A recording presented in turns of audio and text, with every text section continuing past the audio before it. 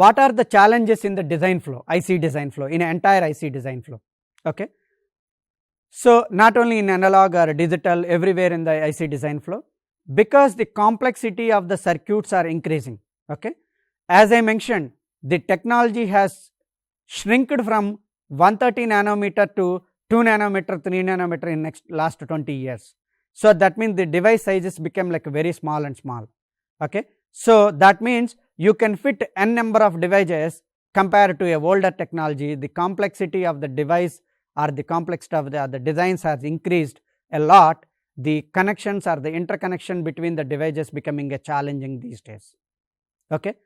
Because we are adding a lot of circuitry and the devices sizes has shrink, the performance is becoming another challenging, because all the latest technologies gives the compact area, but again it gives us with a lot of disadvantages of long term reliability and other fabrication challenges and all those things. You need to design a circuits that make sure it performs a great performance and all those things.